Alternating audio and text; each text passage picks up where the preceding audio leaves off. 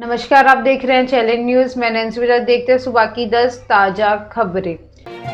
श्रद्धा murder case Tihar के jail number 4 में है आफ्ताब। श्रद्धा मर्डर केस के आरोपी आफ्ताब अमीन पूनावाला को दिल्ली कोर्ट ने शनिवार को 13 दिन के जुडिशियल कस्टडी में तिहाड़ जेल भेज दिया। आफ्ताब को तिहाड़ की जेल नंबर 4 में रखा गया, जहां आमतौर पर पहली बार अपराध करने वालों को रखा जाता। आफ्ताब को 12 नवंबर को गिरफ्तार किया गया था। वो अब तक 10 दिन की पुलिस कस्टडी में रह रहे। इस दौरान उससे पूछताछ की गई। उसका पॉलीग्राफ टेस्ट हुआ। पॉलीग्राफ टेस्ट की प्रक्रिया पूरी होने के बाद उसका नार्को टेस्ट भी किया जाएगा, जिसकी मंजूरी कोर्ट ने पहले ही दे चुकी है।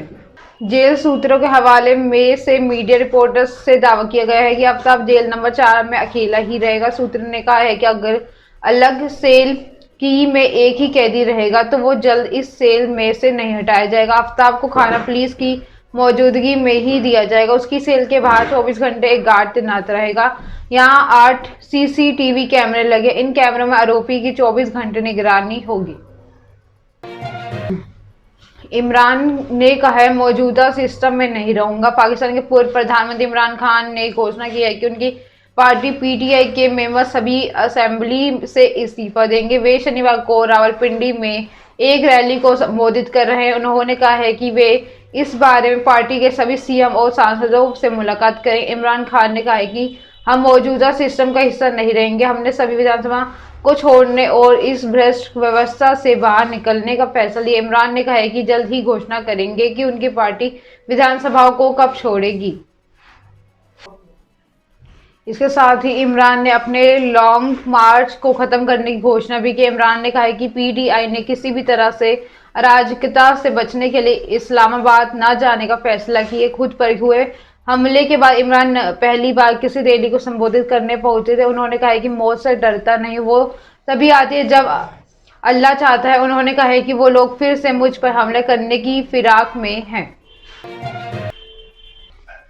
पायलट गुट के नेता बोले, 10 करोड़ लेने के सबूत दे। 2 दिन पहले एक मीडिया इंटरव्यू के मुख्यमंत्री अशोक गहलोत ने पूर्व डिप्टी सीएम सचिन पायलट के साथ मानेसर जाने वाले विधायकों पर बीजेपी से 10-10 करोड़ रुपए लेकर सरकार गिराने के आरोप लगाए थे। इस पर पायलट गुट के विधायक व राज्य मंत्री मुरारीलाल मीणा ने पलटवार दिया। उन्होंने कहा है कि मैंने तो उस वक्त मानेसर से ही जवाब दे दिया था। फिर वह कह देना चाहता हूं कि यदि उनके सीएम पास है इसका कोई ठोस सबूत है तो जांच करवाकर ठोस कार्रवाई करनी चाहिए थी।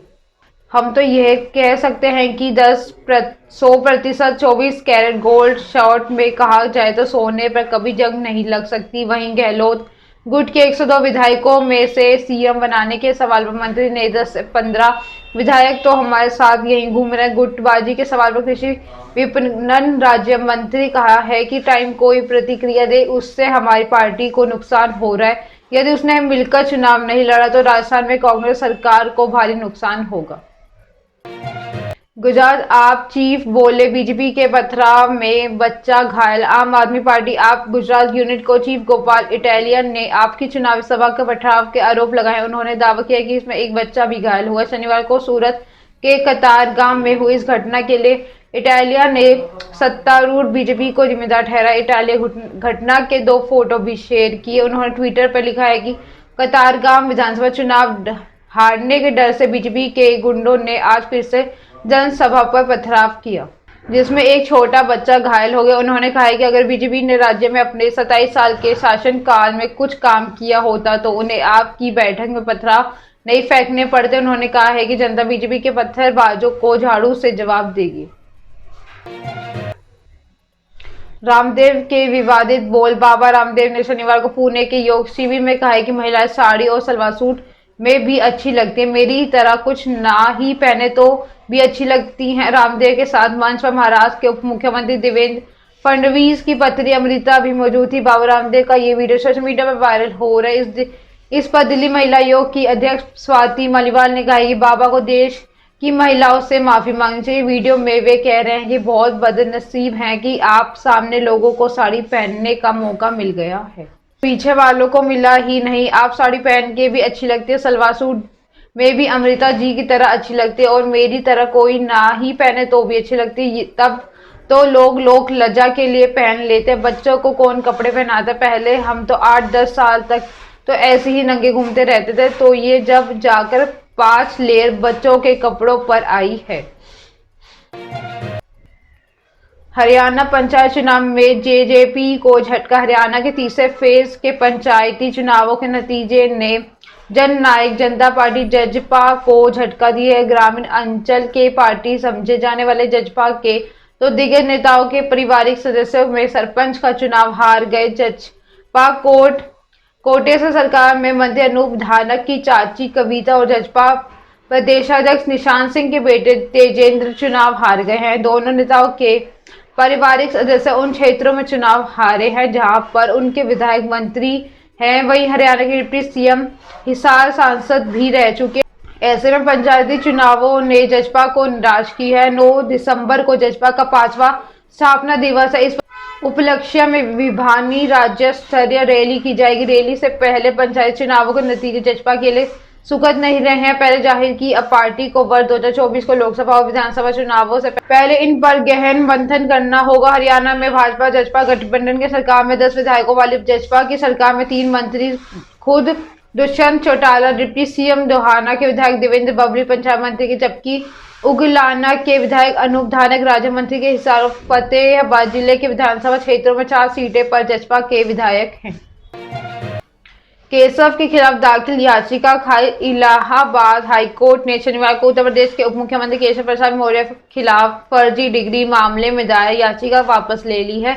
आरटीआई एक्टिविस्ट दिवाकर त्रिपाठी ने लोअर कोर्ट 1 के आदेश के खिलाफ दाखिल याचिका खारिज कर दी। लोअर कोर्ट के केशव ने खिलाफ एफआईआर दर्ज करने से इनकार कर दिया, जिसे हाई कोर्ट में चुनौती दी गई है कि यह आदेश जस्टिस समित गोपाल ने दिवाकर नाथ त्रिपाठी की याचिका पर दी है। कोर्ट ने अपने आदेश में कहा है कि बहस के दौरान याची के वकील ने याचिका वापस लेने की कोर्ट से अनुरोध किया, जिसे स्वीकार करते हुए याचिका खारिज की जाती है। आरटीआई एक्टिविस्ट दिवाकर नाथ त्रिपाठी ने केशव प्रसाद मौर्य के विरुद्ध प्रथम सूचना रिपोर्ट दर्ज कराया है। जाने के अपर मुख्य न्यायिक मजिस्ट्रेट नर्मदा सिंह की अदालत में अर्जी दी गई है। यह अर्जी दंड प्रक्रिया संहिता की धारा 156(3) के अंतर्गत दायर हुई है। कोर्ट ने दिवाकर नाथ त्रिपाठी के अधिवक्ता उमाशंकर चतुर्वेदी को सुनकर आदेश सुरक्षित कर लिया। अब फैसला 11 अगस्त को होगा। गाजियाबाद में फर्जी कॉल सेंटर पर छापा, 15 गिरफ्तार। गाजियाबाद के साइबर क्राइम सेल ने फर्जी कॉल सेंटर पकड़ा, 2 युवती और 13 युवक गिरफ्तार है। गैंग यूएस बेस्ड लोगों के कंप्यूटर लैपटॉप से पहले एक वायरस भेजता था, फिर हेल्प करने के नाम पर उनके बैंक खाते खाली कर देता। साइबर क्राइम सेल प्रभारी सौरभ विक्रम सिंह ने बताया है कि कॉल सेंटर लिंक रोड थाना क्षेत्र स्थित पैसिफिक बिजनेस पार्क के एक बिल्डिंग में चल रहा है। शुक्रवार को रात पुलिस ने ये पर छापामार कार्रवाई की। मौके में 15 आरोपियों की गिरफ्तारी हुई। 22 कंप्यूटर, 15 मोबाइल, 6 फर्जी आधार कार्ड, भारत और यूएसए के नागरिकों से ठगे गए 9 चेक और 4 गाड़ियां रिकवर हुई हैं। आरोपियों ने पूछताछ में बताया कि BRIA ऐप के जरिए यूएस बेस्ड लोगों के कंप्यूटर में एक बग भेजता था, इसमें वे कंप्यूटर हैंग हो जाते थे।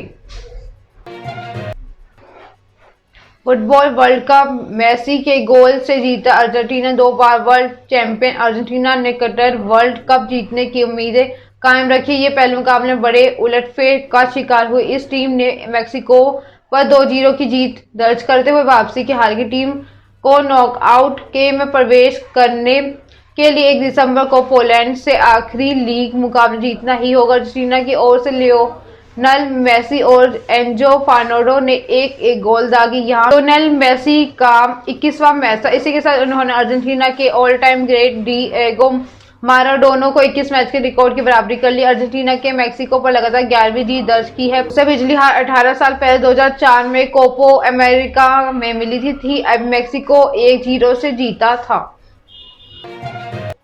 अनिल कपूर ने दी विक्रम गोखले को श्रद्धांजलि। दिग्गज एक्टर विक्रम गोखले का 26 नवंबर को 77 साल की उम्र में निधन हो गया। उन्होंने पुणे की दीनानाथ मंगेशकर अस्पताल में अंतिम सांस ली। उनके यूं चले जाने पर पूरी इंडस्ट्री सदमे में है। एक्टर अनिल कपूर ने सोशल मीडिया में जरिए उन्होंने श्रद्धांजलि दी। विक्रम और अनिल ने फिर ईश्वर 1999 के साथ काम किया था। अनिल ने विक्रम के साथ कुछ फोटो शेयर की, साथ में उनके साथ काम करने के एक्सपीरियंस को याद करते हुए एक नोट लिखा। अनिल कपूर ने लिखा है, मुझे विक्रम गोखले जी के साथ एक फिल्म में काम करने का सम्मान और सौभाग्य मिला जो मेरे दिल के बहुत करीब है। उस फिल्म में उनका योगदान बहुत बड़ा था, उनके साथ काम करने में बहुत मजा आया। वो भारतीय सिनेमा, थिएटर और मराठी सिनेमा के एक महान एक्टर थे। मैंने उनकी जितनी फिल्में देखी उसमें उन्होंने हमेशा मुझे उनका परफॉर्मेंस का इंतजार रहता। हमें हमेशा उनकी कमी बहुत खलेगी। परिवार के प्रति मेरी हार्दिक संवेदनाएं।